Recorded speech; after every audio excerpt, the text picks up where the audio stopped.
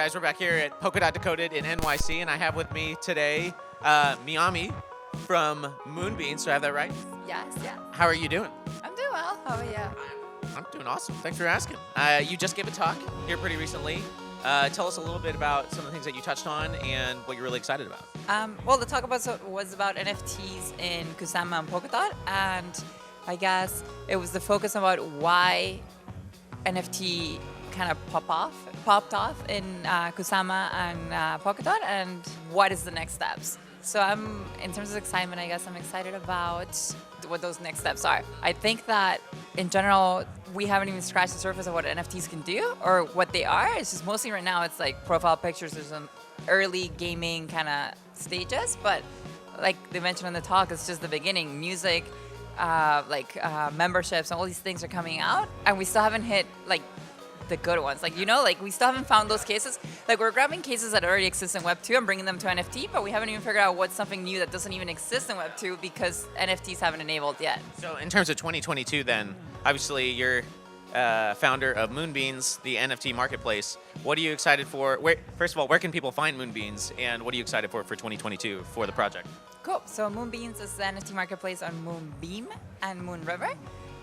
We focus on the EVM chains mostly because our goal is to bring in adoption, and there's already a ton of adoption in EVMs, and if we can bring people from those EVMs and also from Web 2 that haven't touched crypto into the kusama ecosystem, it generally benefits the system.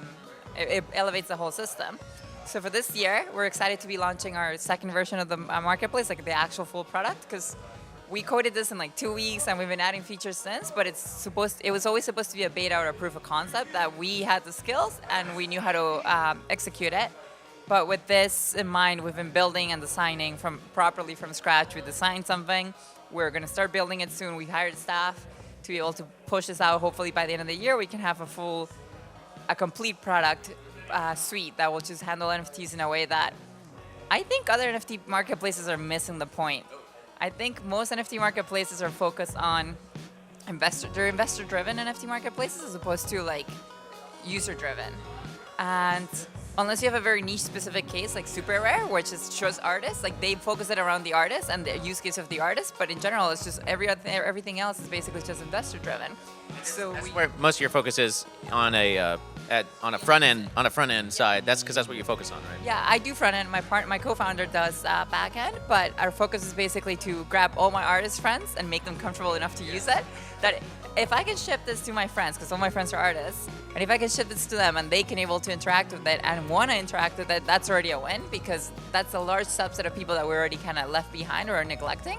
If we can bring them in and they don't need to care about how basically the internet works. They use the internet, they don't know how it works, they just use it. If we can achieve the same thing in crypto, then it's, I think, game over. Like, it's done. Obviously, we have a lot of reciprocal relationships with the project we work for with RMRK. Yeah. Which Lego of RMRK, or which utility tool are you most excited about with RMRK and NFTs? You can have like resources within resources, and have like the NFT itself has everything it needs to basically be a game. You just need to put it in a place that like loads it.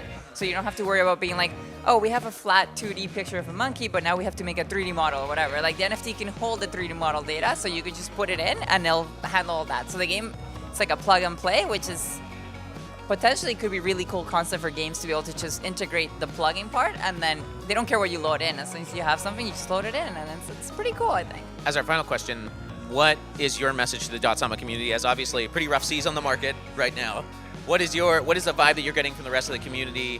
What can you tell the kusama community, the holders as a whole, for what they can expect? I like the rough seas. I think it was deserved. After being here for the past like one bull market, I guess, but it was like double peak. Yeah, it was insanity. I'm glad we got rough seas. Hopefully this fleshes out some of like the people that are here just for like the quick buck. Because at the end of the day, stuff like Remark, you guys have been building for a while, and other protocols, Polkadot has been building for a while, and that's bull or no bull, it does not matter. You keep building, and I'm hoping that more teams along those lines stay, and that's good, because then you know kind of like what's quality or what is there for the long game, and not just for the short term. So I think probably at some point about next year, we'll start seeing like a massive turnaround, and by then we hope to just be positioned in a place, not just Moonbeans, but like kusama in general, to be positioned in a place where like new people coming in or people that left crypto are coming back in, see it and are like, holy shit, okay, I'm seeing like use cases here. I can play these games, I can do these, like I can go to these events, I can do XXXY, whatever. And I think at that point it would be pretty cool to see. We're like to see the gems come through in the fire here, you're saying. I mean, I'd hope so. Yeah, I hope so. Yami, thanks so much for talking to us. Yeah, thank you. Thank you for this.